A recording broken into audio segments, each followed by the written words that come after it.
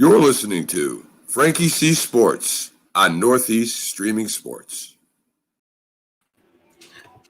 What is going on, everybody? Thank you for tuning in to Frankie C. Sports. A little recap for today.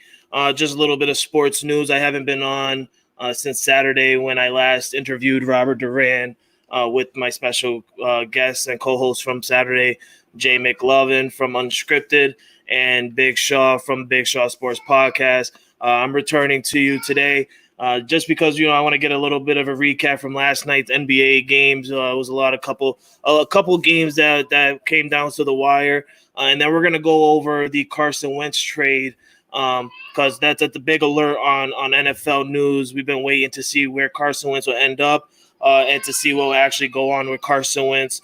So we're just going to go over a few things. With me today, special guest, one of my best friends. I've grown a broship bond with him.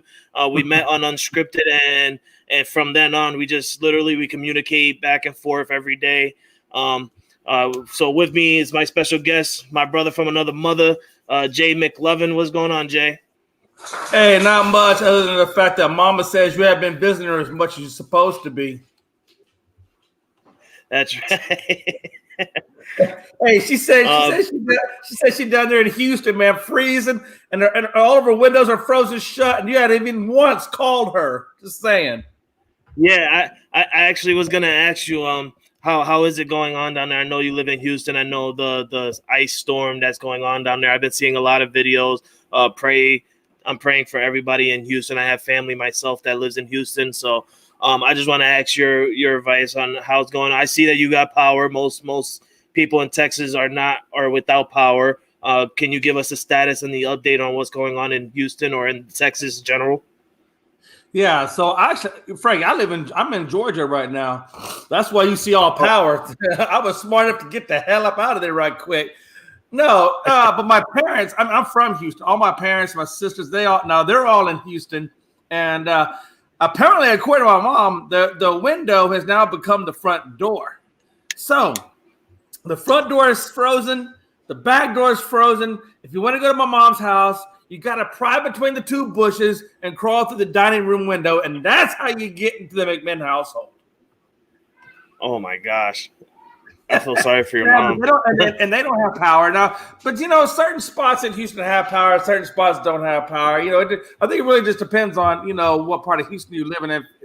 It depends if you have power or not. Right. But luckily, my sister lives on the opposite end, and she's got power, but my mom and dad don't. So it's just kind of hit or miss.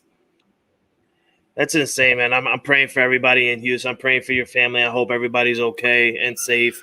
For like I said, for those of you who don't know, Houston is going through, or actually Texas in general is going through a crazy state mind right now where it never happens in Texas. It actually had a crazy snow, mainly ice storm in Texas, and it's damaging a bunch of people's houses, and they've been without power for at least 3 days now, I believe. So I'm not 100% sure. That's but Houston, Austin, all those places right now, they're in deep trouble right now. So let's all take the time to pray for them and wish them the best and hope that they can, recover from this. A lot of places go through this situation. We had New Orleans go through this. We had Jersey go through this. So and now Texas. So hopefully we can rebuild and go back to being on our feet in Texas. And like I said, I pray for everybody in Texas, and I pray for your family, bro. Hey, man, I know they appreciate that. They definitely need it. But like we always say, the show must go on. So let's continue the show, and let's start off with our first topic of the day. And we're going to go off with the NBA recaps from last night's February 17th, 2021 final scores. First game that we're going to talk about quickly is the Orlando Magic's walking away with a victory at home against the New York Knicks. Final score to 107-89. Julius Randle was the top performer for the Knicks, finishing off 25.7 rebounds, 3 assists, where Orlando's top performer was shooting guard Terrence Ross. He ended the night 30.6 rebounds and 4 assists. The Knicks' current record is 14-16, and the Magics are 11-18, almost coming into the All-Star break. Jay, do you have any comments on the Magics and Knicks game? Yeah, I think the Knicks lost that game in a couple of areas, man. I think they lost on the rebounding front, and I think they lost it in the field goal percentage front. RJ Barrett, 5 for 11. Come on, guy, that's not going to get it done. Yeah, Norris Noel, their center. He only got like 9 boards. Not that 9 boards is bad, but man, if you want to really be able to be competitive, you got to be doing a lot more than just 9 boards. And it's just, I think Obi Toppin, he only got 3. So their bench really didn't score a whole hell of a lot, other than quickly scored like 9 points. But I kind of felt like that game was lost in the trenches, man, and their starting 5, and then it just didn't help out the fact that their bench basically contributed very little to that end of the stick. And I think the bench is the biggest point. But RJ Barrett, man, 5 for 11, Peyton 6 for 11. And then Nerlens Noel, 3 for 7. I mean, that's where they're losing it. They're losing it in the field goal percentage and the fact that they didn't even get to their free throw line a whole lot. Yeah, I'm not really big on the Knicks. I mean, the Knicks have always been the Knicks. From a person on my standpoint, from living in New York, I like the Knicks. I'm just more of a Brooklyn guy from being from Brooklyn, New York. I like the Brooklyn Nets a little bit more. But the Knicks, they got to step it up. They've been doing great this year. I'm not gonna hold them back. They've been doing great with Tom Thibodeau, being the head coach and everything like that, or whatever his name is. And he's actually looking pretty good with the Knicks, as how they look right now. Normally the Knicks do not look like this. They normally look different. And they actually are turning it around with non-big name superstar players. I mean, you got Julius Randle; he's still good, but the Knicks are doing something that we didn't expect. For a team being 14-16, that's not bad in the Knicks part. Yes, you want to see them do better, but if you're a Knicks fan, you got to say to yourself, this is still pretty good. We're still in it. You're 2 games away from 500. Anything can happen in the NBA. But like Jay said, if the Knicks want to pick up wins and stuff like that, they got to step it up offensively with offensive rebounds, defensive rebounds. They got to stop fouling, and they got to stop giving these teams stop giving these teams like 30 points and stuff like that to players, because it's not going nowhere. Finishing off with a loss 107-89, that's not gonna cut it for them. So they need to step it up big time. I want to congratulate the Magics on getting the win, but the Magics they're also not as great. They're 11-18. So but like we said, anything can happen in the NBA. It could change around. It could turn around at any moment. Our next game, we got the Atlantic Hawks beating the Boston Celtics, who are home. The final score on that one was the Hawks 122-114. The Hawks are now 12-16, and the Celtics are now an even 14-14 on the year. Their top performers for that game, Trae Young, obviously for Atlanta, scoring 40 points, 3 rebounds, and 8 assists, to where Boston's top performer, obviously again, was Jason Tatum, who finished off with 35.6 rebounds and 6 assists. Now, I don't think Boston had Jaylen Brown last night or for their game. I think he was out for that game. But if Jaylen Brown was in that game, we would have had a better matchup. It would have the final score would have totally been different. I think Boston would have probably walked away. They had Jaylen Brown. They did? Okay, yeah, they did. So, he played 25. He got him like 22 points. Yeah, so I don't know what's going on with the Boston Celtics.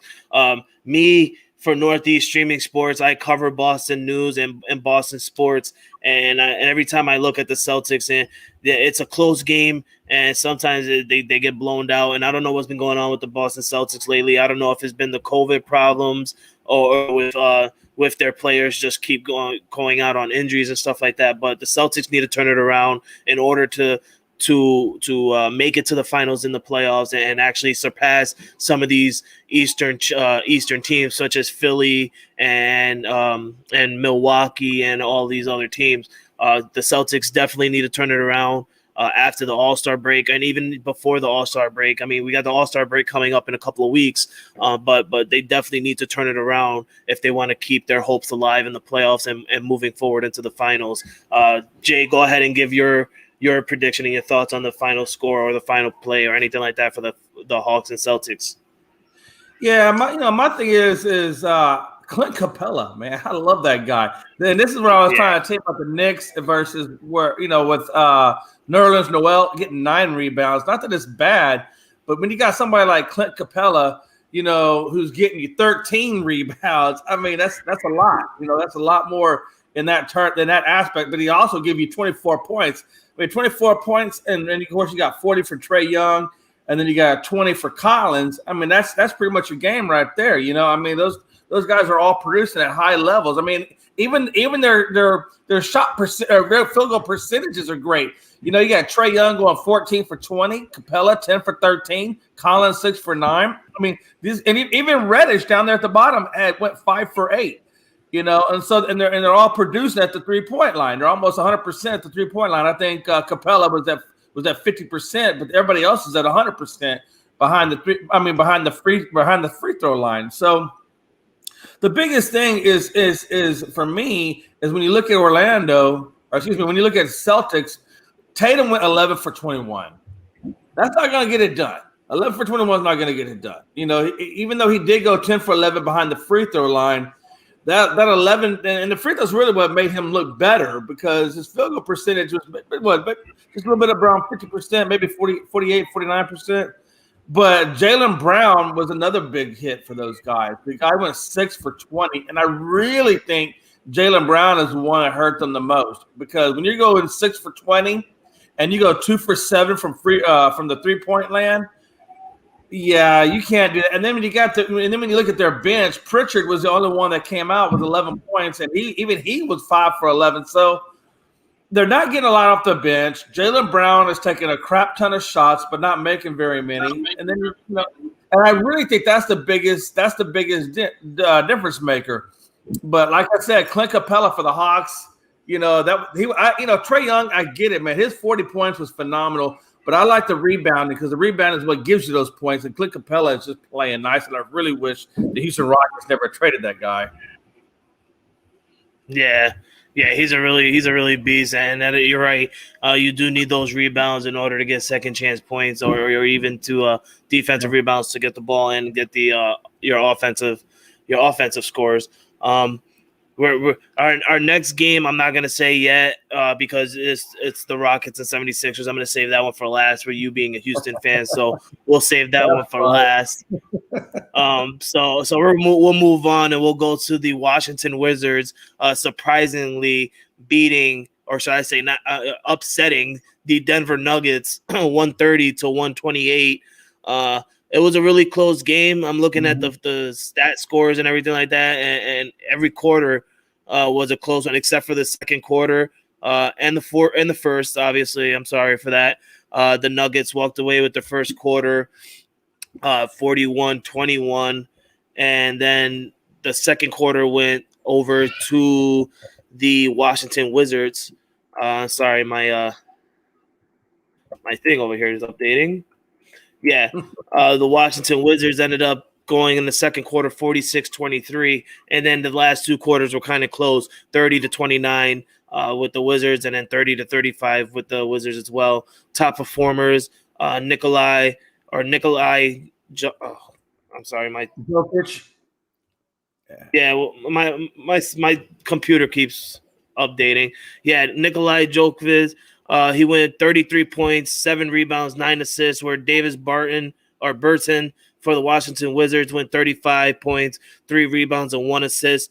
So not very much assist-wise on Davis' part, but, we have Bradley Beal with the Washington Wizards sealing the game with only 1 millisecond left in the clock.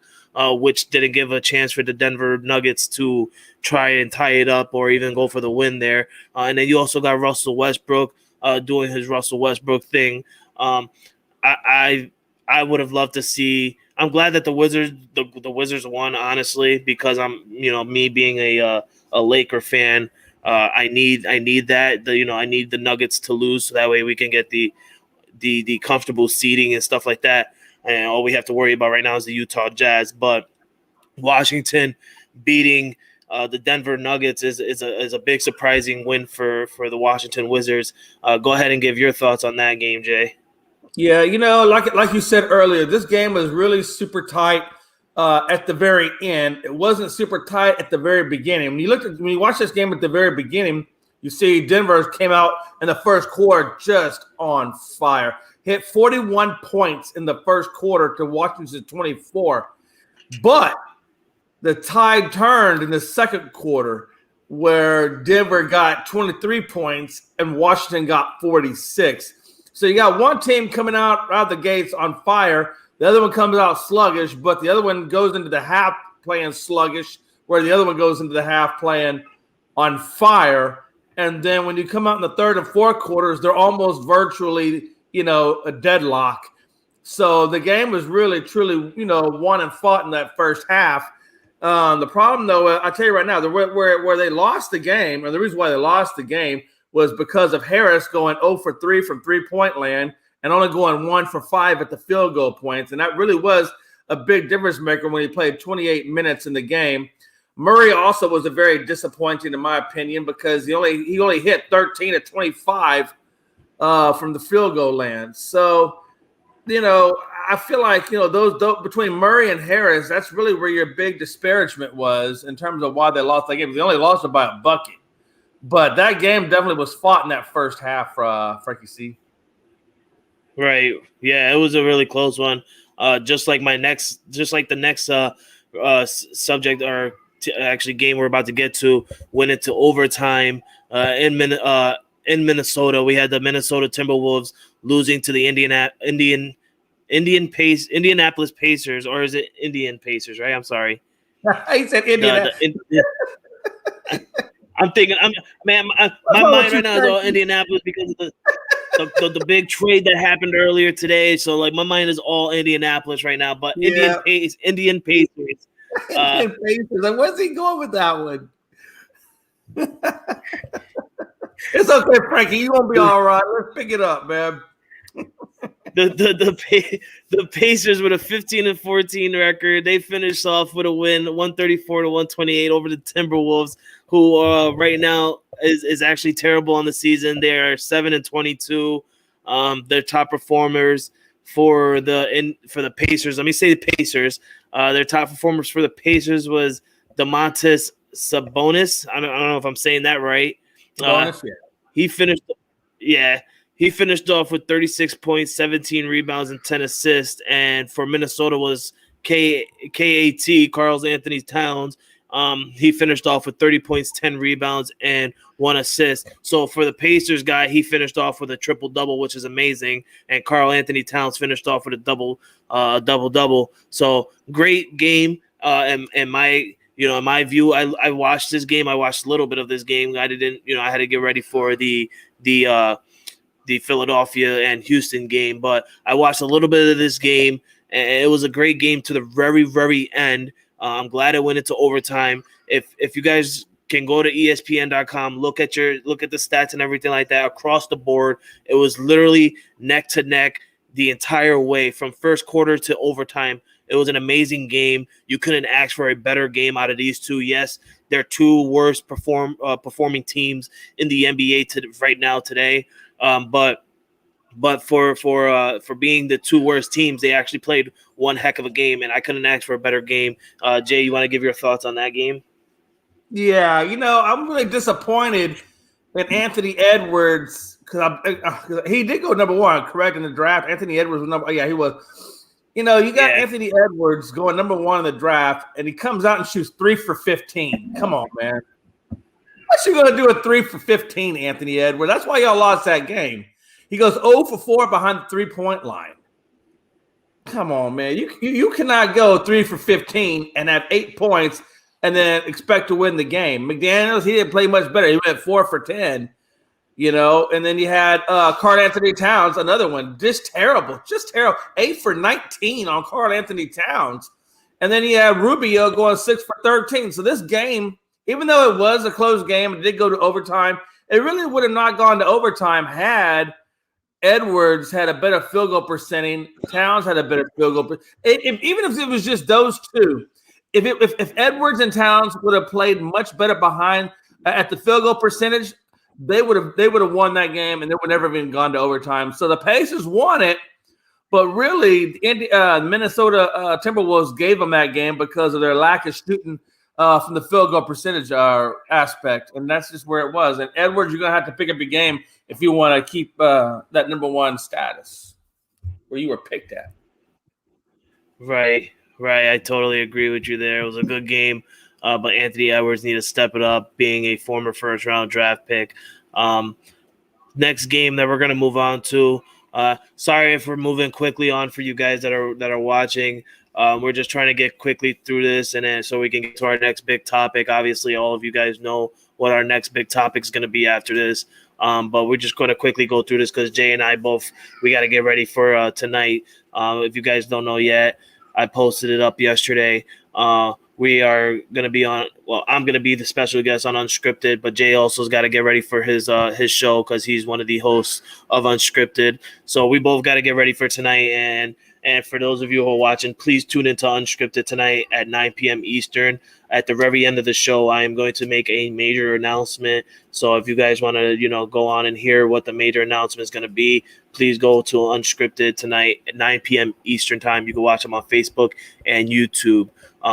But with that, we're going to go back onto topic really quickly. The Bulls winning it at home against the Detroit Pistons. That also was a close game. It didn't go into overtime, but the final score was 102-105. The way I'm looking at it right now, it was a good game. The Pistons had an advantage in the first half, and then the start of the second half, it looked like the Bulls ended up coming back to at least try and tie it, or at least take a 2-point lead or a 1-point lead, and just finished off by dominating the fourth quarter. Your top performers for that game, you got Jeremy Grant for the Detroit Pistons, who finished off 43 points, 2 rebounds, 1 block. I can't see his assist right now. I'm pretty sure Jay will give you that update when he's looking at his stats. But the top performer for the Chicago Bulls was Zach LaVine, who finished off with 37 points, 5 rebounds, and 5 assists. I like the fact that the Bulls went away with this one. My grandfather from my father's side, he's a huge Bulls fan. I like the Bulls since he loves the Bulls. I'm not a big Bulls fan, but he loves the Bulls because of the Jordan days and everything like that. But I'm glad that the Bulls ended up winning this one.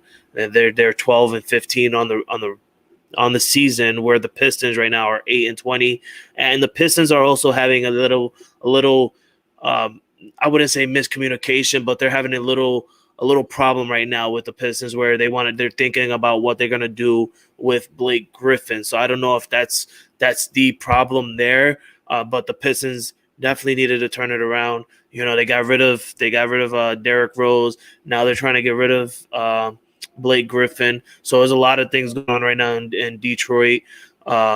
In Detroit State in general, losing Matthew Stafford and getting Jared Goff. So the whole thing is, the whole Detroit State is going crazy right now. But congratulations to the Chicago Bulls. You got a 3-point win over the Pistons, and that puts you at 12-15 on the year. And I'm glad that you guys got the win. But you guys need to step it up and turn it around. These 3-point wins against teams that you should be getting a decent win. At least by like 8 or maybe 10 points. You guys got to turn it around if you want to make it to the playoffs. Jay, go ahead and give your thoughts on that one. Yeah, I think if who's getting traded out of Detroit again? My mind went blank on.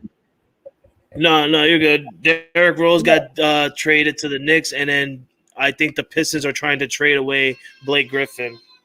That's the name that was, for some reason, I had it all set up in my brain what I was going to say, and then my brain went blank, and I couldn't get Blake Griffin's name out of my mind. Yeah, I think Blake Griffin, I think he's possibly going to L.A., and so he didn't play tonight's game. I think had Blake Griffin played in tonight's game, those Pistons would have won. it really doesn't matter. Both teams just play abysmally. This game was lost on two fronts. This is how bad it was. Both teams were shooting 28% behind the three-point arc. Both teams committed 13 turnovers apiece. So their mediocrity is basically even with both sides. So the game was just it wasn't a great game in terms of, 3-point shooting, turnovers, field goal percentages. I mean, it really wasn't, but it came down to a couple of key things. One, Grant went not Grant, excuse me. Grant did. He was your highest scorer at 43 points, and he actually had a really good shooting night at 15 for 25 and 4 for 9 behind the arc. But where it was hurt was in Bay. Bay shot 3 for 7, 1 for 5 behind the arc. And you had Ellington, who went 2 for 7 and 2 for 6 behind the arc. And then you had Wright, who went 0 for 2 behind the arc. And that really was the difference. We only lost by 3 points. But I think that either one of these teams just did not play well, honestly. And I think out of the two mediocre teams, Chicago shot just a tiny bit better, but not by much. Right. Yeah, I agree with you. Our next game we're going to talk about is the Portland Trail Blazers winning it in a close one by 2, 126 to 124 against the New Orleans Pelicans. The Trail Blazers are 18-10 on the year, where the Pelicans are 12-16 on the year. Their top performers, Damian Lillard for the Portland Trail Blazers, finishing 43 points, 4 rebounds, and 16 assists. Wow. Whereas Zion Williamson was the top performer, which he's showing up this year compared to his rookie year, and I'm loving it. He finished off 36.6 rebounds and 4 assists. I think it was a great game by looking at these stats. It was a good game through each quarter, but the Trail Blazers knew that it was Dame time, and Damian Lillard stepped up big and got away with the victory for his team. You want to give your thoughts and stat performance for that one? Yeah, I tell you, Zion, we talked about Zion not too long ago about how he was compared against Charles Barkley, and that guy really is coming into his own. He got off to a really rocky start with injuries and things like that. It was really kind of hard to see how he was going to turn out and things of that nature with the ACL and so forth. But, man, this guy has just starting to come beasting it out. And, yeah, Portland got him by 2, at the very end. But, honestly, I mean, these are two teams where Portland's, 18-10 on the season. New Orleans is 12-16 on the season. But New Orleans, even though the record says 12-16, they're actually playing better than that record. And I think at the end of the day, New Orleans is going to be in the playoffs, and I do see that record getting better. But in this particular game, it just is what it was, like you said. The biggest disparity, honestly, even though Lillard got 43 points, I just look at his field goal percentage, and when you're going 14 for 28, it is right at about 50%. But I felt like, for what he does, he should have had a little bit better on that field goal percentage. Fortunately for them, it did not hurt them, and they were able to win the game. Carmelo Anthony went 5 for 12 with 12 points. So, he's not playing too bad, but I do think that, Zion played a good game, but Brandon Ingram did not. And I think that's what really hurt them. Was the two people of Lonzo Ball, who went 7 for 14, and Brandon Ingram, who went 4 for 12. Those are the two big ones. And what really hurt them more than anything, though, was their rebounds. Sam Adams, come on, guy. They brought you in here as a center. You did well at Oklahoma City, and then you come over here and what? You only get 3 boards and 2 points? But I will say, to his credit, he only played 10 minutes. So I didn't get to watch this game in actuality. So I don't know if Adams actually got hurt in this game, and that's why he played less, because they brought in, and I can't say this guy's name, Hernanigo or whatever his name is. They brought him in at the center position, and he went off for 17 rebounds and 11 points. So I think Sam Adams not playing. I'm guessing he must have gotten hurt in this game. I'd have to go back and actually look at the recap to see more about what happened to him. But I think what hurt this team the most was just in those two guys I mentioned earlier that not doing as well. Ingram and Lonzo Ball. Those two guys really are what kept New Orleans from winning this game. But I don't suspect that's going to be too big of a problem because Brandon Ingram is a lot better player than that, and I do see him picking his stride up and going forward. So I'm not really worried about him, and I do see New Orleans making the playoffs. So they're going to be okay. Yeah, I think that they're going to be okay as well. The Brandon Ingram is the guy on that team. I loved him when he was with the Lakers, and Josh Hart as well, and even Lonzo Ball. But they needed to move on, and we needed to get somebody at the center position. And I'm glad that we traded those three away to get Anthony Davis. That was a good match trade for us. It was a big one, but look what happened. We ended up walking away with a championship last year, so it worked out pretty well. But Brandon Ingram is the guy on that team with Zion Williamson. These guys are going to make it to the playoffs, and they're going to do great things in the playoffs, but not make it past the Lakers. So with that being said, we're going to move on. Hey, Frank, let me ask you this quick before we go on. Am I the only one that thinks this? When Lonzo Ball first came into the league and LeVar was hyping up him and hyping up this sneaker company and all this craziness and trying to sell these $100 sneakers, and then you got LaMelo coming in, and LaMelo's not playing bad, but I'm not really completely sold on him either. I feel like is it just me? But I feel like the Balls are just being so overrated right now. You know what I mean? Like I feel like they're not playing nowhere near like what LeVar was hyping them up to be. Oh no, yeah, definitely. The Balls, to me, the Balls, I'm not really big fan of them, and the reason why is because of their dad. Honestly, LeVar thinks that him and his sons are the greatest basketball players of all time, and Stephen A. Smith even told him he must be smoking something because he's crazy to even say that he is better than Michael Jordan and he can take chips from Michael Jordan and stuff like that. So with LeVar saying that and then trying to hype up LaMelo and LiAngelo and all of these and Lonzo, I could tell right away that it wasn't good. I got excited when Lonzo Ball came to the Lakers and got drafted by the Lakers. I was really excited.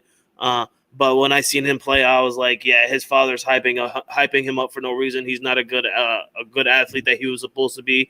And even his brother with Charlotte, if you really look at it, his brother right now is having a better record, better rookie career than Lonzo did. So LiAngelo is gonna.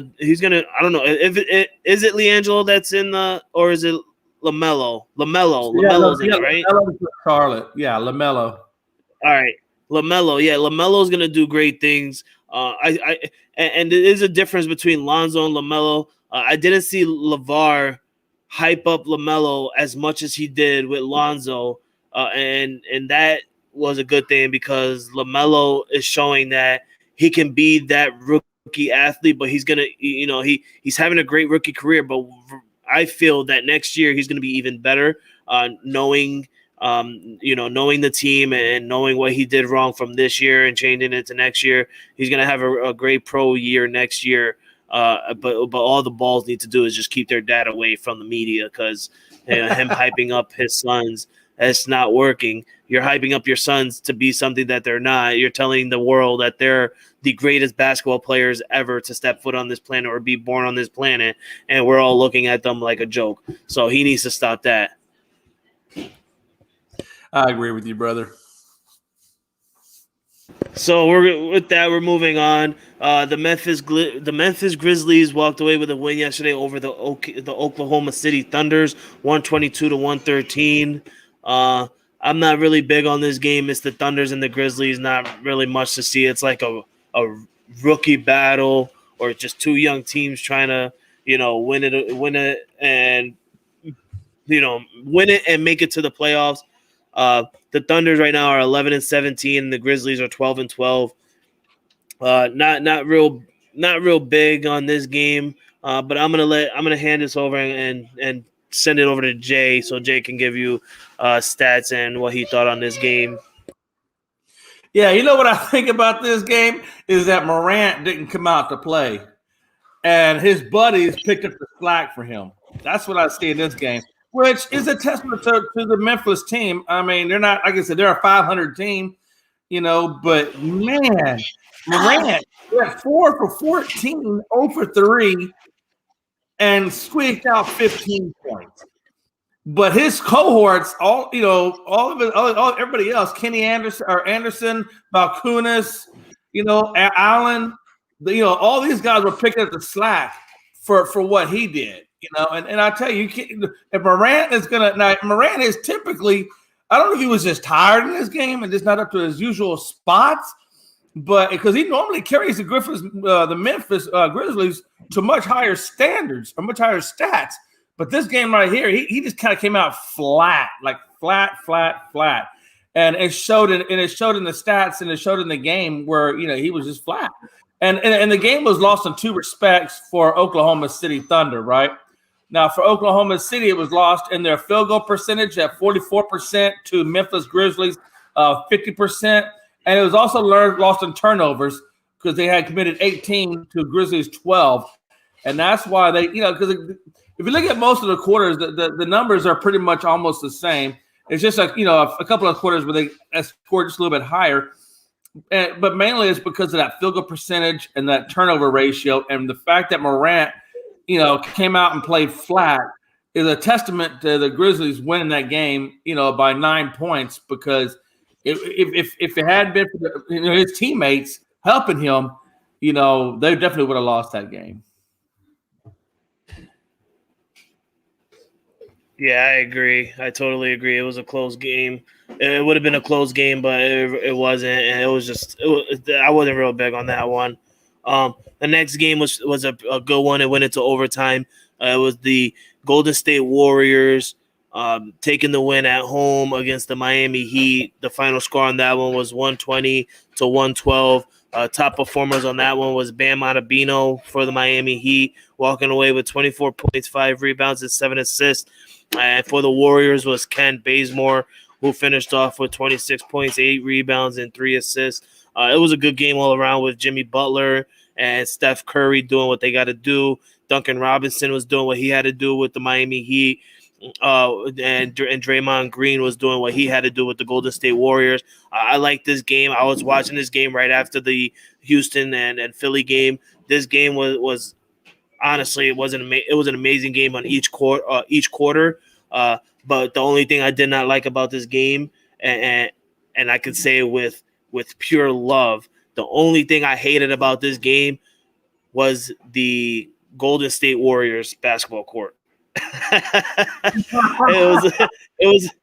It was a good game, but if you watch that game, if you watched any of the Warriors game when they're playing at home, and you like their new setup for their new courts and their new uniforms, then I don't know what's going on with you. You must be blind, because I'm not a big fan of that court. Me and my wife was watching it last night. I mean, she was forced to watch it with me, obviously, because I had to watch that game. But she even said it. She's looking at that court and she's like, "Oh my God, that's an ugly court. Who's Oakland?" I'm like, "That's Golden State Warriors."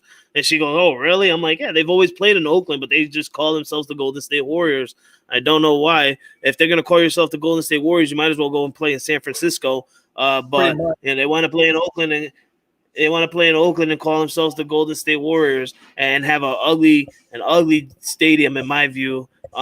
The outside of the stadium is beautiful. The inside of the stadium is beautiful. Just the court itself and the colors and everything. I'm just not a big fan of it. Congratulations to the Warriors. You're 16-13 on the year. You're turning it around on where people thought that you weren't going to be the same team as you normally were, especially with what's his name? Chase Thompson or Klay Thompson. Sorry, Klay Thompson being out for the second year in a row. And the Heat going 11-17 after making it to the finals last year and being the 4th or 5th seed in the Eastern. Okay, in the Eastern. So I'm glad that the Warriors won. It was good on them. I would have loved to see the Heats win, but hey, it is what it is. You want to give your thoughts on and everything on that? Yeah, it's interesting to me the fact. What I think is most impressive, honestly, in this is the fact that the Warriors won this game playing small ball against the Heat. Their three big guys, Green, Looney, and Wiseman, were all out of it due to injuries. And, they still came out and played really, really well. Bazemore came off the bench, scored 26 for them. Paschal scored 11 off the bench. So they had really good bench scoring. But the guy that I really am impressed the most with, and because he started out kind of rough, but I think he's starting to come into his own with the Warriors, is Anthony Wiggins. Wiggins got 23 points, and he shot 53, a little over 50% from field goal, and almost 50% at the 3-point line. And but he had 8 rebounds. 8 rebounds, and so he did fairly well for a guy that I honestly thought was going to be a bust. I think he's starting to settle in now with Golden State, and he's playing really well. And I do think that there's going to be bigger things to come for him under Steve Kerr's leadership. And playing with Curry and guys like that doesn't hurt him either. So, hats off to the Warriors. The game was won in overtime, so that tells you how close it was. But to go up against the Miami Heat, who had a full accompaniment, and they didn't. That just tells you kind of like, how Golden State's coming compared to where they were last year when everybody was hurt. So 16-13, I do see better things on the horizon for them. I don't think they're not going to get past the Lakers, but they will make it a good contest for this season. And I do think if they can get, if at some point if Wiseman can really determine to be that true center for them, and Green gets back fully healthy, then they actually maybe could possibly compete with the Lakers. We'll have to wait and see, but still an impressive game given the fact that they had the 3 biggest guys out. The Warriors did beat the Lakers in regular season game. I want to say last month. It was a really shocking one. I was really shocked. Yeah. We had the lead. It was a crazy lead. We had like about a 20-point lead, and for some reason the Warriors ended up coming back and winning that game. And I was upset that night. I was really shocked. And honestly, to be honest, I have a Kobe Bryant's Black Mamba jersey, snakeskin authentic. Front of it is number 8. The back of it is 24. I love that jersey. I've been wearing that jersey for every Lakers game since I got it. My wife got it for me for my birthday. And that is the one and only game that I have lost with my Kobe jersey on. So it's really upsetting one right now. I'm currently right now I'm 6-1 while wearing my Kobe jersey. I also have an Andrew Bynum jersey, but there's so sometimes where I watch the game and I keep forgetting to wear my jersey. And I'm the type of person where if the game has already started and it's already like midway through the first quarter, I'm not going to take the time to go in my room and put on that jersey because what if we ended up losing? What if we ended, I'm not going to do that. I might as well just watch the game, man. If we lose, we lose. If we win, we win. But that was the one game where we lost with my new Kobe jersey, and I was really upset. Yeah, you're super superstitious, huh? Yeah.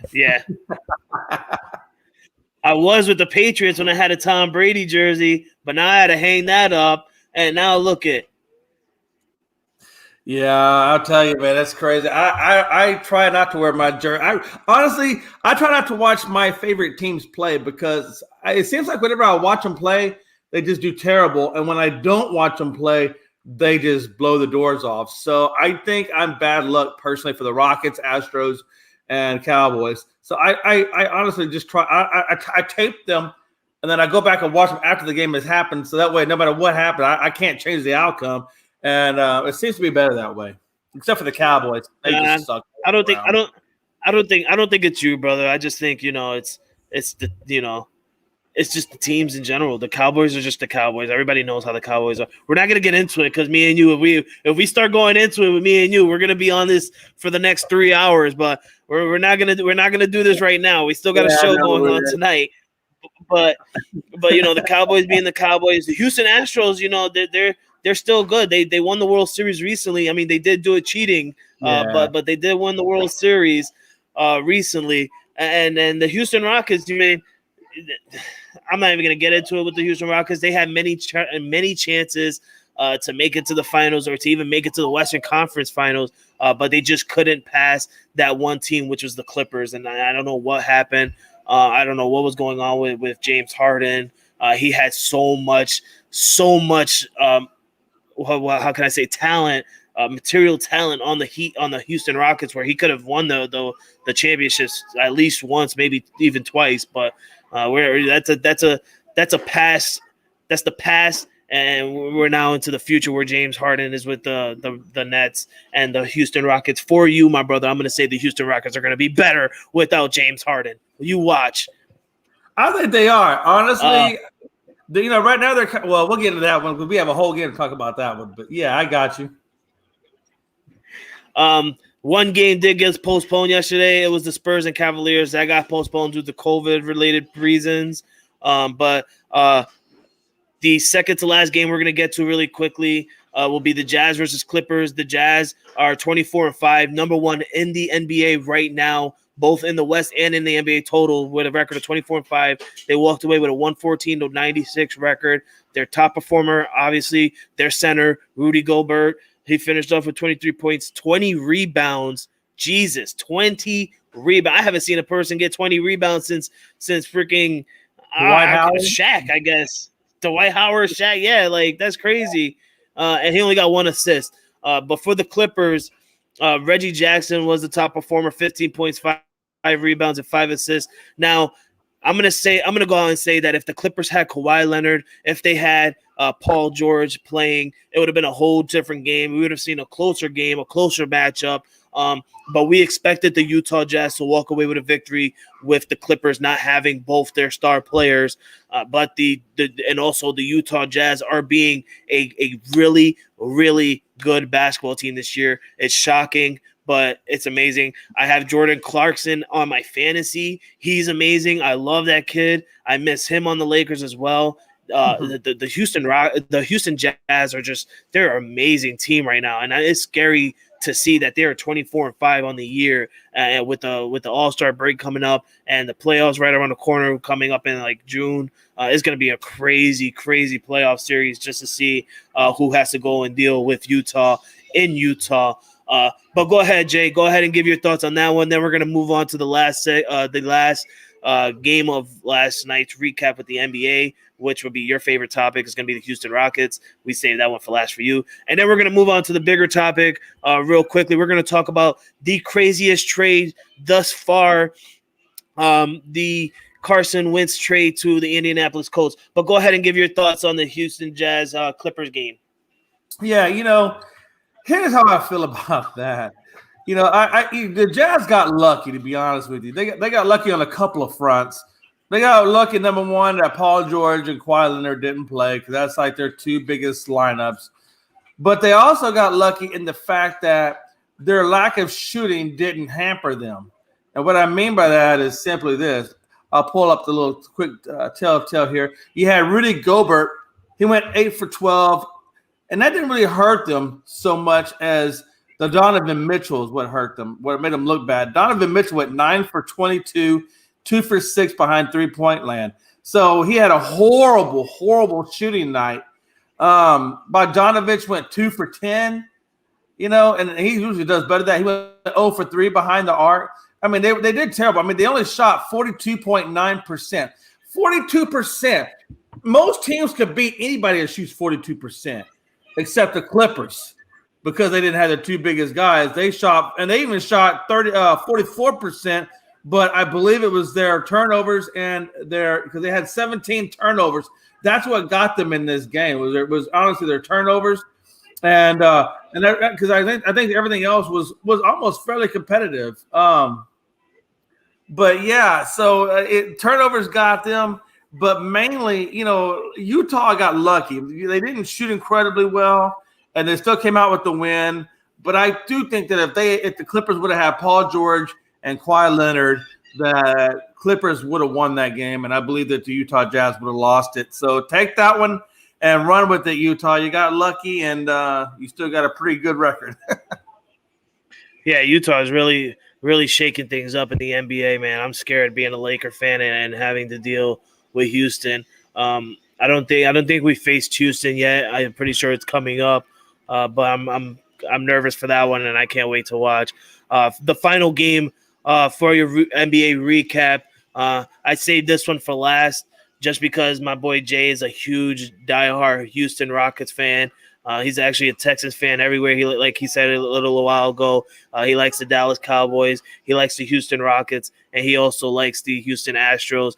So I wanted to save this one for last. It was a really close one. It was a good one. I loved watching this one. I really thought that the Houston Rockets were going to walk away with the win on this one, but they ended up losing close fashion on the road to the Philadelphia 76ers. 118-113. The top performer for the Houston Rockets was John Wall. He ended up with 28 points, 3 rebounds, and 7 assists, to where Philly had their top performer, Joel Embiid, who finished off with 31 points, 11 rebounds, and 9 assists, 1 assist away from a triple-double. This was a great one. The Rockets are right now 11-17 on the season, where the 76ers are 19-10 on the season. Jay, I'm going to let you go ahead and take over on this one because this is your team. I know that, you wanted to see a different outcome, but being a fan of the sport, you cannot lie. It was a well-fought victory for the 76ers and a well-fought game.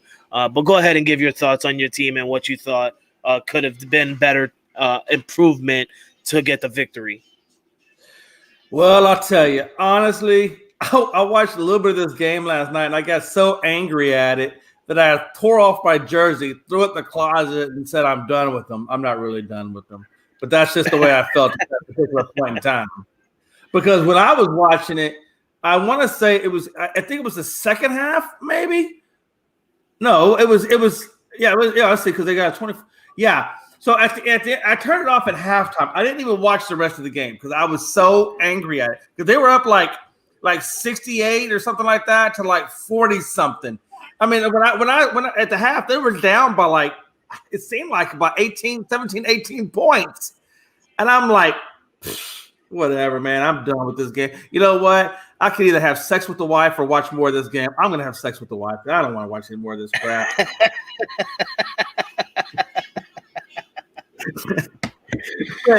but and that's how bad it was, Frankie. I was crying, and this is what I was trying to tell you earlier. I feel like when I don't watch, they play better, and when I do watch them, they just do horrible. Because luckily, so I turn off at the half. They come back third and fourth quarter. As you can see, they finished the game at 118-113. So Houston came back on a charge in the third and fourth quarter, winning both quarters.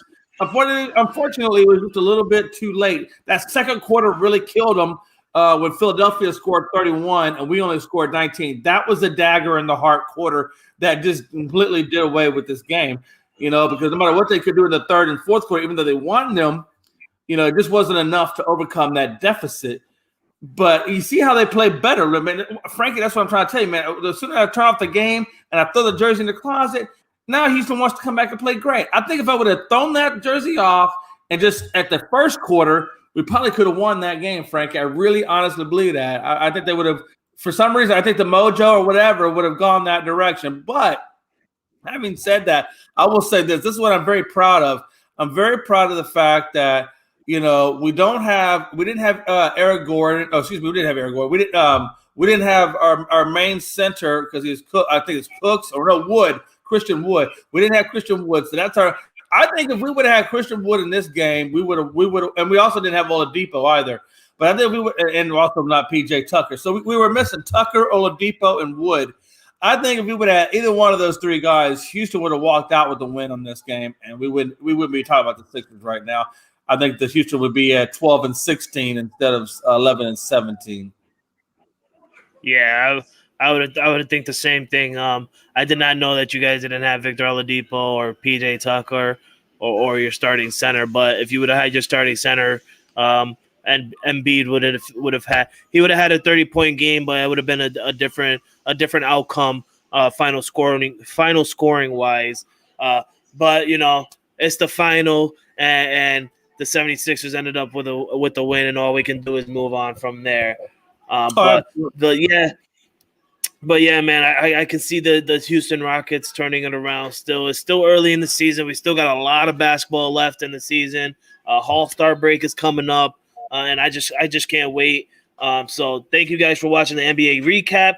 But we're gonna move on to our next segment, which is the big trade alert. Carson Wentz, ladies and gentlemen, the former, now I can say former starting quarterback to the Philadelphia 76ers. I'm sorry, you see, we were just talking about basketball. The Philadelphia Eagles. I apologize, everybody. The former quarterback to the Philadelphia Eagles, Carson Wentz, have now been traded to the Indianapolis Colts. Big major trade there. The Colts traded only a 2021 second round pick, I think it was, or third round pick. Yep, it was a third round pick, a 2021 third round pick, and a conditional 2022 second round pick, to where if Carson Wentz plays 70% of the snaps for the Indianapolis Colts, that the conditional second round pick for 2022 will turn into a first round pick for the 2022 season draft.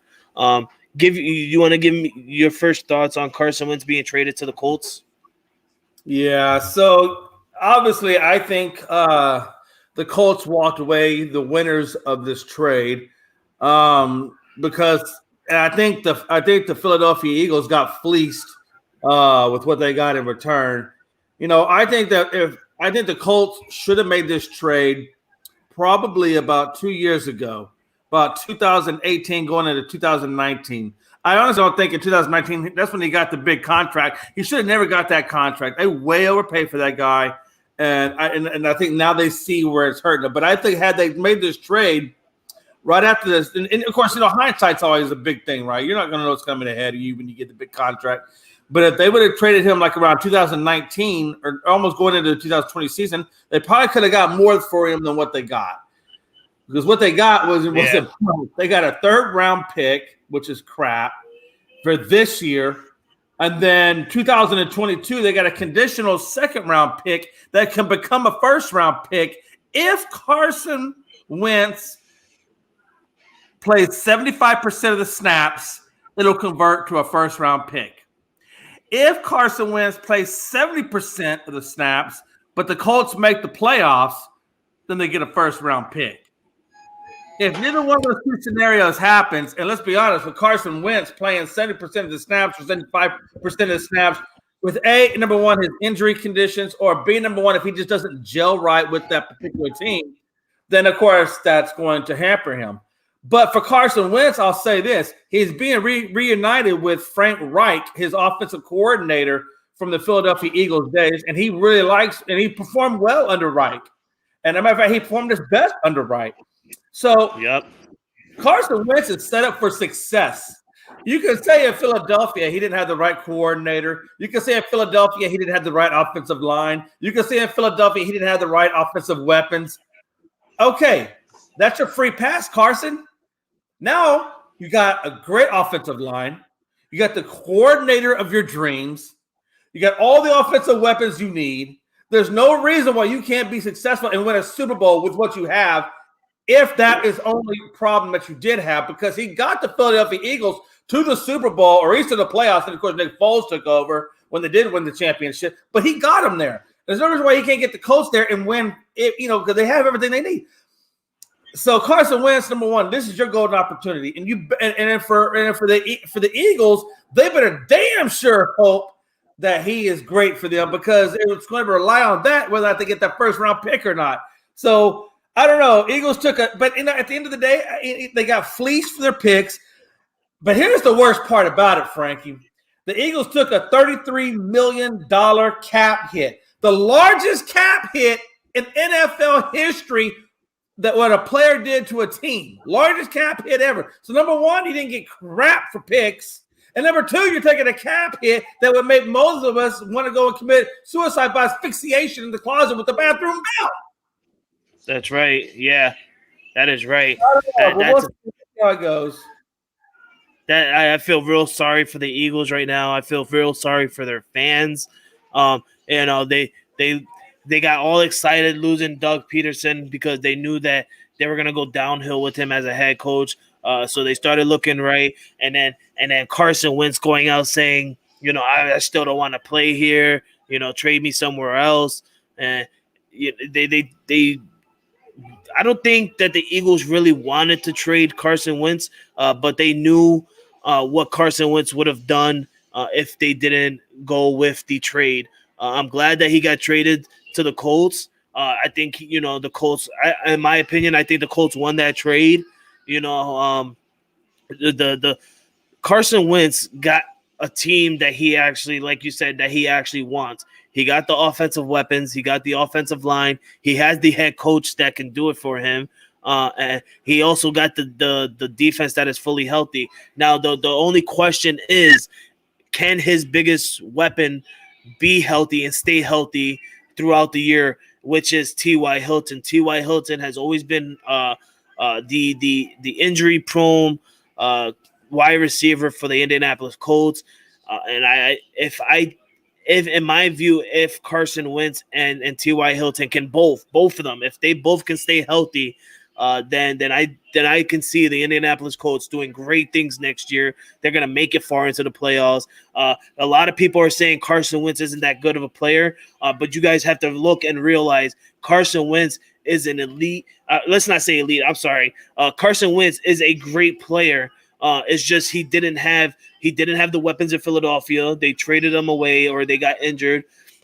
They didn't have the defense, and he didn't have the coach that he started with that made his career look good. Doug Peterson didn't know what to do with Carson Wentz. He didn't know how to play with Carson Wentz, and that's honestly the reason why, in my view, in my opinion, why the Eagles won the Super Bowl that year was because of their offensive coordinator and not Doug Peterson. I mean, Doug Peterson is the head coach. He gets all the credit for it, for the coaching wise and everything like that. But at the end of the day, you got your offensive coordinator who's in the ear of the quarterback, telling him what to do, telling him what he's seeing from the sidelines and everything like that. All the head coaches do is give the final play and their final thoughts. But Carson Wentz is going to do great things with the Colts. I feel sorry for the Eagles. You know, you get a big hit on your in your cap space, giving him still 33 point whatever it is. You're giving him $33 million still. So you're losing $33 million in your cap space, which you know you definitely need because of how you guys are looking with no quarterback now.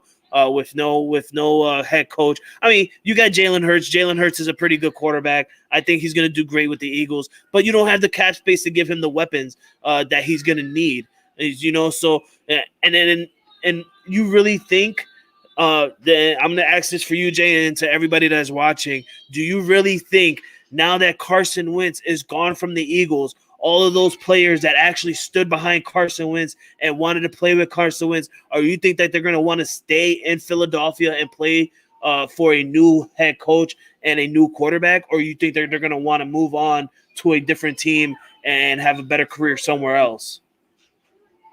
I think, you know, it's going to be dependent, right? I think the first year everybody's going to take a wait and see approach to see what Stepani, I can never say the guy's name. I think his name is Stepani.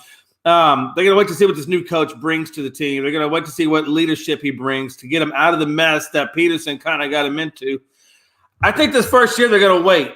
I think after this season coming up, if it's going to be the telltale sign whether they, like you said, jump ship or if they stay and play on, because they want to see what he's going to bring to the team. Number one. Number two, they're going to want to see what Hurts brings to the team, because he didn't play bad last year. He really didn't play bad for his first year out. He played pretty decent. Given what he has, he played decent, you know. And I think that's what's going to matter is how well he comes in his second year. And of course, they're going to bring in some competition. It's not like he's just going to get handed the reins to the Philadelphia Eagles. They're going to bring in some competition to throw his way and then see who earns the spot. Now, who they bring in, that's going to be a whole nother story. But I do think they'll bring in somebody to give him some quarterback competition. But I think this season coming up is going to be the telltale sign whether people jump ship or stay on the ship. You know, and we're going to have to wait and see how this year plays out for the Philadelphia Eagles. I mean, it kind of sucks for the Philadelphia Eagles. I mean, and like we said, you lose a lot of money in cap space because he's moving on and it's all guaranteed and everything like that to Carson Wentz. But you also have a good side of it where you know that you got the sixth overall draft pick in the first round of the 2021 draft pick, the draft season. But it's not gonna cut it. You need the cap space money to get the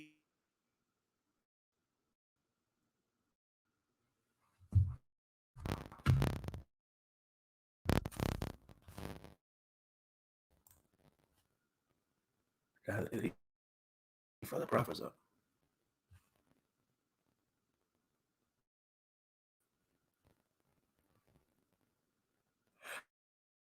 I'm not sure if Frankie C froze up. I think his computer's having an issue.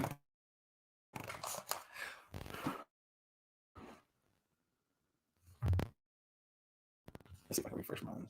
Well, folks, I think we're having some technical difficulties, so just stay with us. I think Frankie's probably figuring out his end of what's going on. But for those of you who don't know, I'm Jay McLovin, and I appreciate Frankie having me on today, and we'll see where the rest of the show goes.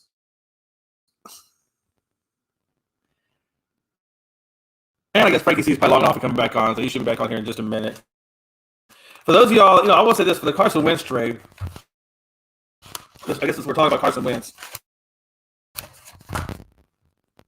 I think that he started out good, but with the injuries that he sustained, that's really what's kind of hurt him in the past, and I think it's still kind of haunting him in the future a little bit because we still don't know what Carson Wentz is going to be like if he takes that full-on hit. So that's just something we're going to have to pay a close attention to and see with the Colts if he does. The one thing, he's got a great offensive line. So that's one damn thing that he ain't going to have to worry about. Like I said, he's got the weapons. He's got the coordinated game plan.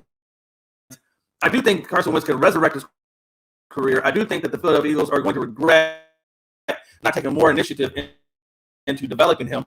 But at the same time, it is what it is, and we'll just have to wait and see where that matriculates to. But I wish him much success, and I'm looking forward to see what he does with the Indianapolis Colts. With the Philadelphia Eagles, I'm a Cowboys fan. I really could care less. I hope you guys bomb completely. That way, I got to worry about the Redskins and the Washington football team and the New York Giants. So that'll be great to see where that leads to. But in terms of some other topics I want to talk to you about would be that's in the news. We got Fernando Tatis, who just signed a 14-year, $340 million contract with the Padres. So if you look at that, he's not doing. He got $24 million a year, third largest contract in Major League Baseball history. He's an emerging face of baseball, and they're going to be very, very competitive going forward with the Los Angeles Dodgers. So look for that. The man's batting .366 with 17 home runs, 45 RBIs in 59 games. He is going to be the future face of baseball. If you look at, he's the third largest contract behind Mookie Betts and Trout. And Trout had the highest, followed by Mookie Betts. And then the one that he just signed came in third place. So we'll see where he goes from there. But for right now, man, at the age of 22, he's very, very young for the large contract that he got. Matter of fact, when he comes out of this contract, he'll be 35, and he could be eligible for arbitration even sooner than that. So he's going to make even a more ton of money, and he's still going to have lots of longevity left in those legs and in those arms. So it's going to be great to see where he goes on the next contract after this particular decade and a half contract is played out. But we'll just have to wait and see. And hopefully my Houston Nationals, we can sign somebody. We just lost Springer, so I don't know if we're going to be worth anything this year. No, our pitching is looking pretty good, and we'll have to see where the Houston Nationals go. But for Fernando Tatis Jr., unlike his old man, Fernando Tatis, both players are playing lights out and have played lights out, and I look forward to see where the younger Tatis goes from here. But until next time, hey, I'm Jay McLovin and Frankie C for Frankie C Sports, and we'll catch you next time. I'm out of here.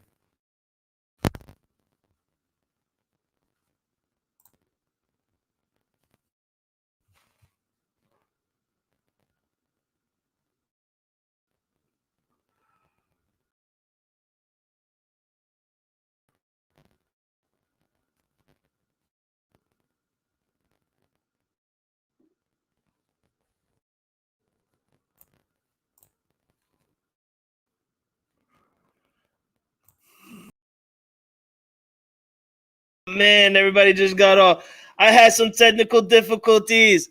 Oh man, I'm so sorry, everybody. I apologize. I had some technical difficulty. Jay, I'm sorry. Hey man, I had to go to other subject matters. I was out there hanging on a string, man. I was like, "Where'd my boy go?" You can't leave me out there. I had technical difficulties. Now, let me explain. I had to go upstairs real quickly, and when I went upstairs, I seen that my twins had my outer box, and they turned my internet thing off. So I had to quickly turn it on and reboot and everything like that. So I had some crazy technical difficulties. Man, you know I got separation anxiety, man. You can't just leave me hanging like that. I get nervous. I don't know what I'm doing. I'm over here hanging by a string. Hey, but you know what? Hey, but we talked about Fernando Tatis and his contract. And then we talked a little bit about the Houston Astros. So I kept the show going. Don't you worry. You're still in good hands with Allstate. Thank you. You see, this is why I love Jay McLovin, everybody. If something was to happen to my end, Jay is going to pick it up and take care of me. And that's why I love Jay. That's why we have a crazy bromance. But yeah, I had some technical difficulties, and I have a special guest right now that's in the background, in the back. He's going to come out. He is a diehard Philadelphia Eagles fan. This is his third time coming on my show. It's my boy Antonio, and he just want to discuss the Carson Wentz trade to the Colts. So let's bring him on in now that I got my system up and running again, and hopefully get no more technical difficulties. Let's welcome him onto the show, ladies and gentlemen. My boy Antonio, diehard Philadelphia Eagles fan. Hey, what's going on, guys? What's going on, Antonio? How you doing, bro? Yeah, I'm doing good, man. I'm doing good. Hey, the Dallas Cowboys send their condolences to you, man, and the trade that you guys got. You must be really hurt right now, and must be going through maybe some culture shocks, and stuff. But it's gonna be okay. It's gonna be okay. Okay, I want you to know that $33 million cap hit you just took, it's gonna be all right. You're gonna go through, a few decades of heartache, but you're gonna come out the better for it. But don't worry about it. It only hurts for about a brief minute. Oh, man. Oh, I'm so hurt with this trade. I can't even speak. I'm so hurt with this trade. Yeah, so hurt. Yeah, that's the first thing I was going to ask you is how do you feel with the trade Carson Wentz going over to the I didn't Colts? like it at all, man. To be honest, all jokes aside, I didn't like it. At all. Like, where were they? Like, honestly, like in football aspects, what was it gonna do? You know what I mean? Like you just said, all that dead money for what? So if that was gonna be the plan all along, why give him that money? That's exactly. That's just a hypothetical. That's just my question as a fan. Why do that? Right. Why even give him that money if you guys didn't even have faith in him? So now you're just gonna put us more in a hole. That's just the hypothetical. Yeah. I'm not really big on it. I'm really sad for you guys. You guys got a second. You guys got a third round pick for this year for him, and then you get a conditional second round pick, which could turn into a first round pick next year. It could turn into a first round pick if Carson Wentz plays 70 to 75% of his snaps with the Colts, which I don't think is going to happen. Let's say if he stays healthy. If he stays healthy, that's going to happen, and you guys will get a basically 2 first-round picks. But I don't see that happening. Carson Wentz is an injured-prone person. I can see him getting injured next year. Hopefully he doesn't. I like to see Carson Wentz stay healthy. I love Carson Wentz. He's a good quarterback. He reminds me of Alex Smith. He's a good quarterback, but he gets injured. And he has a good connection with that one coach, and it's gonna be great for Carson Wentz and the Colts. But I'm really sorry for you guys in the Eagles organization. You guys get a lot of problems right now going on to firing Doug Peterson and getting a new head coach, getting a new general manager. Yeah, I also got a new general manager this year as well.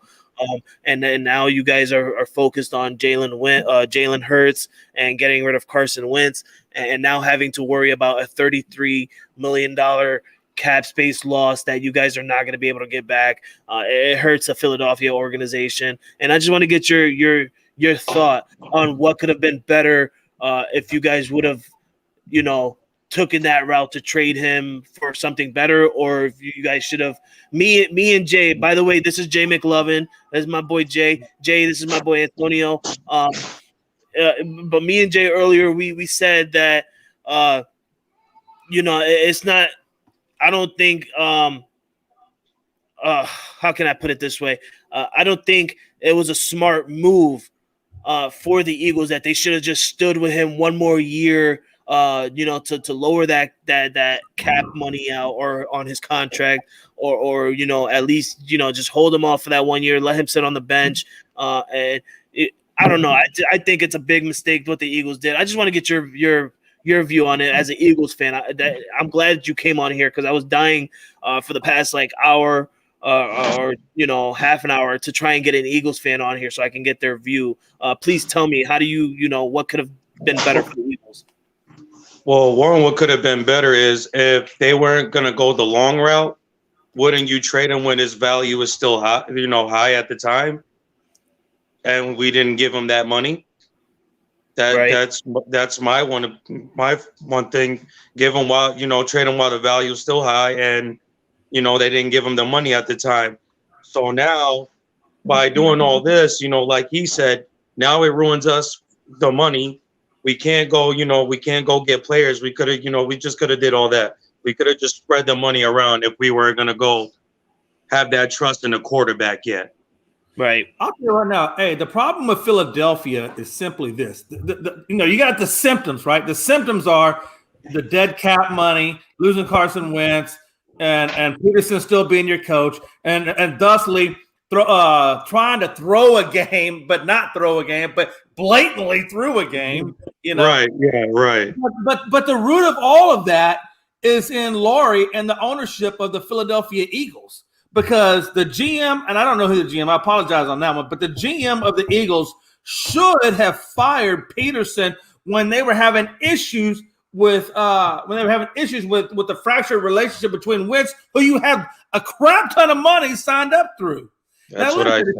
If he can't go into a Carson Wentz and repair that relationship, figure out how to make that game plan work with this franchise quarterback that he's got so much money tied up into, that's issue number one. Issue number two, they should have fired Peterson. They should have gave the management over to, or their coaching ranks over to their assistant head coach, offense coordinator, whatever the case may be. Let him run the rest of the course.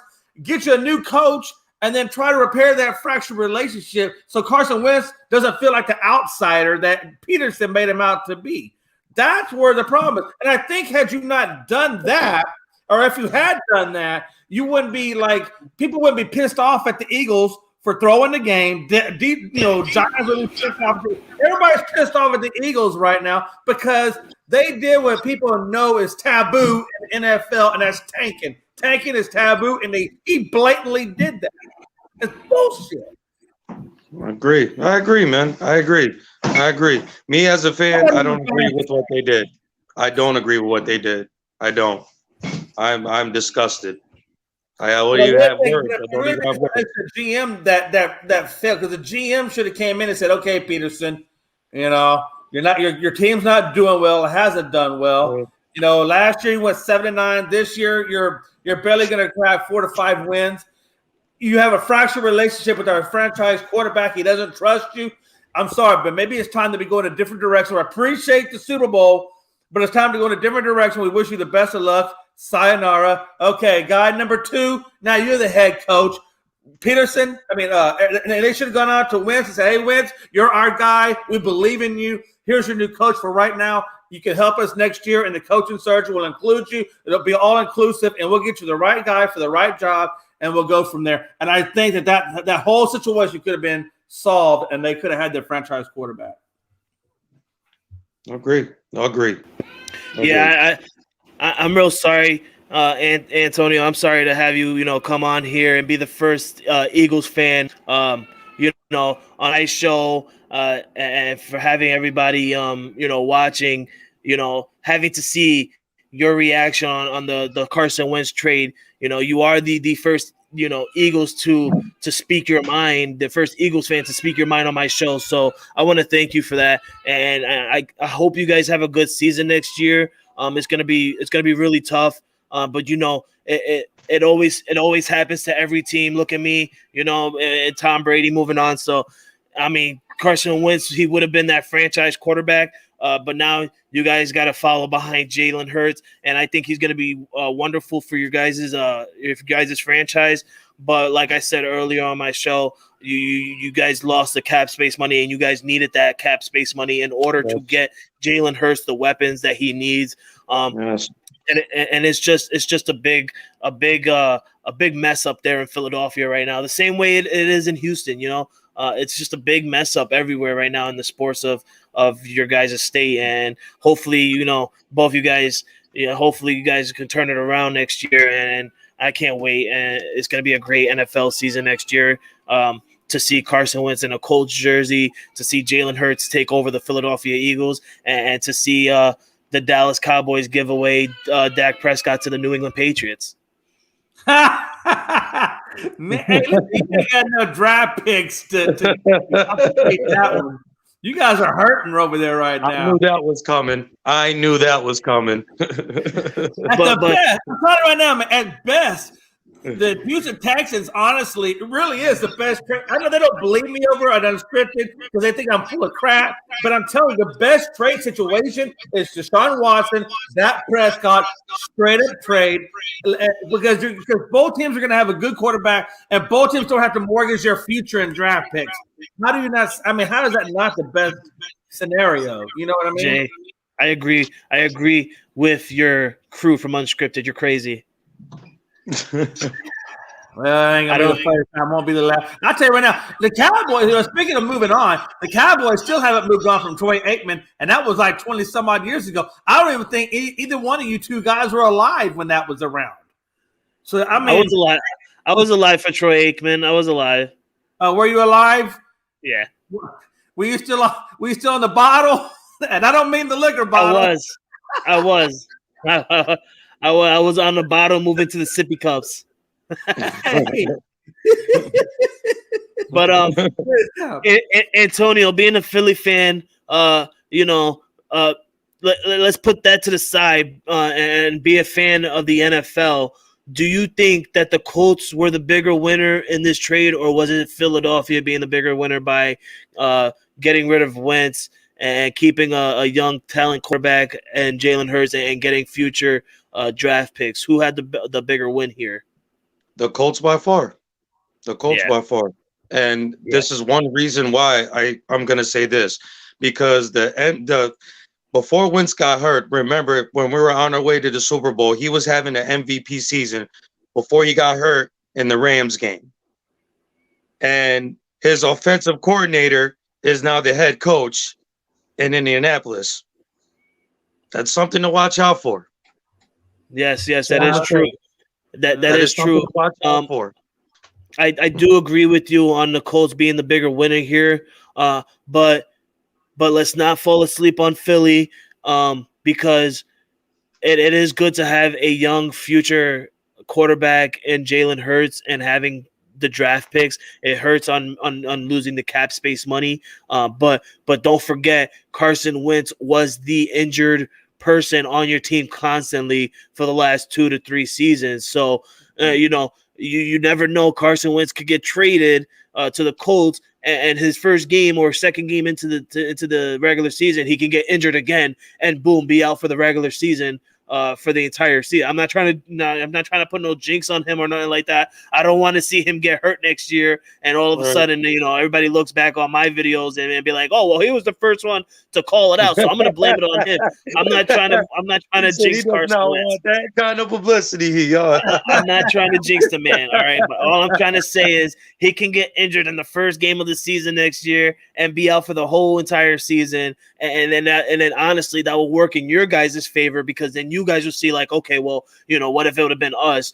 And in my view, the Colts backfire and the what ifs, right? Yeah, exactly. I mean, you guys would have had the backup quarterback in Jalen Hurts and stuff like that, but like I said, I feel that both teams have a winning say in this trade, but the biggest winner to me is the Colts getting Carson Wentz because they obviously didn't have a quarterback after Phillip Rivers retiring. So getting an elite quarterback, or I'm sorry, let me not say elite, a great quarterback in Carson Wentz, and having T.Y. Hilton in there and everything like that, is going to be a great matchup or a great team up for Carson Wentz and T.Y. Hilton. Jay McLovin, who do you see being the biggest winner here? Was the Colts or was it Philly?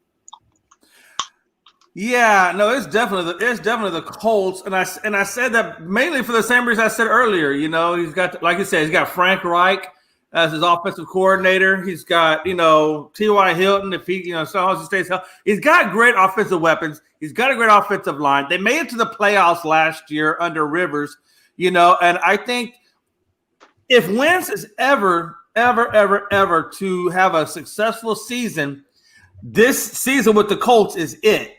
If he doesn't succeed with the Colts, and that really is a telltale sign, right? If Wentz succeeds with the Colts, well, then obviously the Colts, logically came out ahead, But if he doesn't, then Philadelphia knows that it was the right decision to trade him. And even whatever we got is what we got, But the telltale sign is going to be when the season starts and we see what Carson Wentz does with a great offensive line. It's up to him. The ball is completely in his court. He has everything he needs to be successful. And if he's not successful there, then he wouldn't be successful anywhere, no matter where you put him. So we'll have to wait and see how that plays out. But, we do know that the Eagles got a third rounder and a conditional second, which depends on the first. So everybody's tied up in Wentz. Philadelphia is tied up in Wentz, whether or not they get a first rounder. And, of course, the Colts are tied up in Wentz is if they win the Super Bowl. So both of the Philadelphia Eagles are still tied to Carson Wentz, whether they like it or not, through dead cap money and through the conditional second-round pick. Because you got to remember, Wentz has to play 70% of the snaps and make the playoffs for them to get a first-round pick, or he has to play 75% of the snaps for them to get the first-round pick. So the Eagles are still kind of sort of tied to him indirectly. Yeah, it sucks, man. And I feel sorry for Antonio, man. I'm just sitting here and I'm watching him, and he's drinking a Red Bull, and I know he's wishing he could get wings and he could just fly away right now because he does not want to be a Philadelphia Eagles fan right now. I know it, man. I'm sorry. Is there any final words that you want to say to you and your Eagle brothers and sisters out there that are watching? What is there to say? No, we can do, man. We just better hope for the best. That's it. Hey, real quick, where are you guys drafting this year? Y'all, you got to be in the top 10, I believe, drafting with your record, correct? There's 6. We're number 6.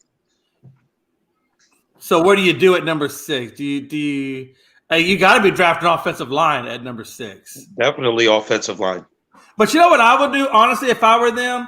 If I was the Philadelphia Eagles and I wanted to really do right by my team and do well by my team, and this may be seeming kind of weird to hear this, I would trade back number 6 with somebody like, I don't know, New England or whoever needs a quarterback. Let them slide up and you slide back and you grab at least 1 or 2 offensive linemen in the first round, or at least get a first and a second. If you get a first and a second to tie in, with that, then you can get 2 offensive linemen for the price of 1 pick. And because let's be honest, that's what you need.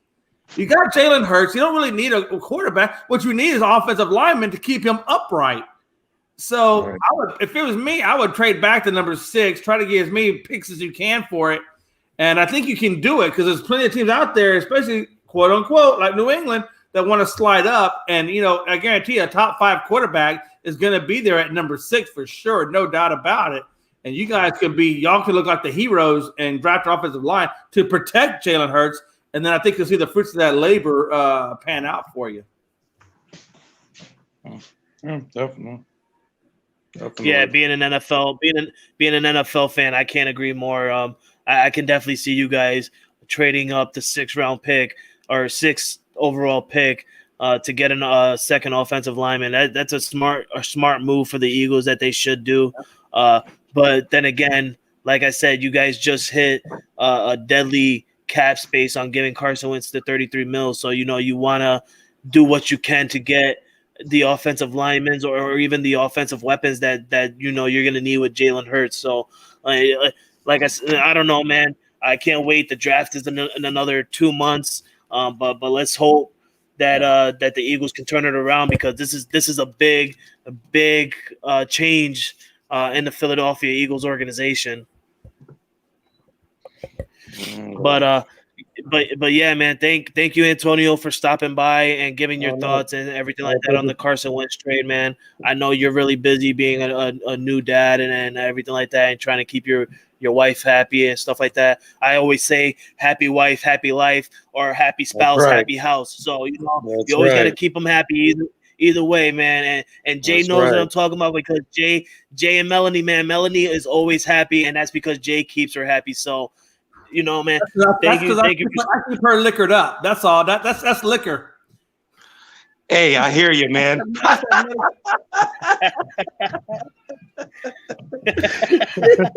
Melody. Hey, don't let it fool you. Listen, I keep him medicated. Go away. Go back to your job. You got a job. Yeah, man. Hey, listen. Jack Daniels and everything else, that cures all problems. I don't care what anybody says. Your wife can be pissed off at you, but you get her a nice bottle of red wine and some chocolates. Yeah, it don't matter what you do. She'll forget. As long as you don't cheat on her. You cheat on her, well, you're dead. That's nothing you can do about that. But everything else, you can smooth it right over. Yeah, right. Pretty much, man. Right. Hey, if you want a Dallas Cowboys jersey, if you get tired of that Eagles crap, I'll send you a Cowboys jersey, man. Never. Oh my God. I would rather go out in the middle of this street and play chicken with a semi truck. I can make that happen. Antonio, thank you for stopping by, bro. If you have friends and everybody that want to watch your thoughts on Carson Wentz, tell them to stop on by Frankie C Sports on Facebook and YouTube. They can subscribe, or even Northeast Streaming Sports on Facebook and YouTube.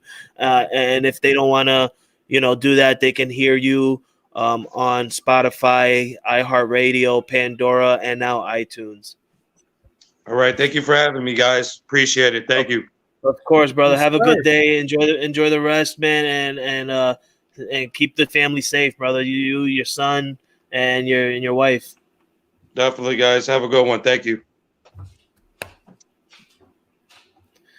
So that's Antonio, diehard Eagles fan.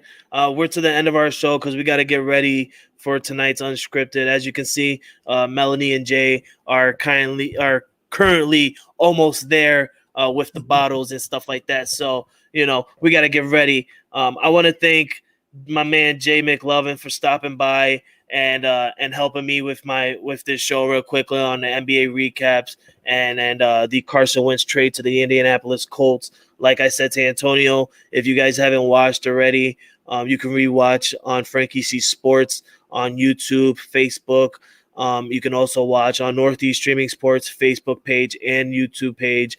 Just go to our YouTube page and subscribe. And even if you don't want to watch and you want to just hear us, you can also hear us on iHeartRadio, Pandora, iTunes, and Spotify. So, Jay, do you want to give any final saying on the show before we head out? Hey, not too much. Hey, Frankie C, man, always a pleasure to be on your show. I appreciate it. We do have big announcements on Unscripted, so make sure you tune in for that. And as part of Unscripted, man, we love you, buddy. And see you soon. Thank you. Yes. Please, everybody, if you're watching, please tune in tonight, 9 p.m. Eastern time on Unscripted. You can follow them on Facebook and YouTube. I will be their special guest tonight. And like Jay said, we have a major announcement at the end of the show for you guys. So please tune in tonight on Unscripted, Facebook. You got Jay McLovin, you got Logan Landers, you got Big Shaw, and you got the voice itself of Unscripted, the girl, Melanie. So come on, guys, tune on in to Unscripted. It's going to be an amazing show, especially if you want to hear our major announcement. Don't forget, you're going to miss it. Thank you, guys. Have a wonderful day. And now it's time for me and Jay to go play Daddy. Can I go play Daddy too? Do you hear my daughter? She wants to go play Daddy now. Hey, give us some money, man. Hey, I need some money. I'll be her kid. You want to come on my show? You want to come on my show for a second? All right, say hi to the world. This is my daughter, Avery. Man, she's cute. Thank you. Man, you look way better than your father. She's a diehard Patriot fan, right? She loves the Patriots. All right. Daddy's going to go. Daddy's got to go, all right? Say bye to the world. Bye. All righty. Oh, that's the best way to end the show right there. Thank you guys for coming on by. Tune in tonight, 9 p.m. Eastern Time, unscripted. We'll be there. Have a wonderful day, everybody. You're listening to Frankie C Sports on Northeast Streaming Sports. You open it.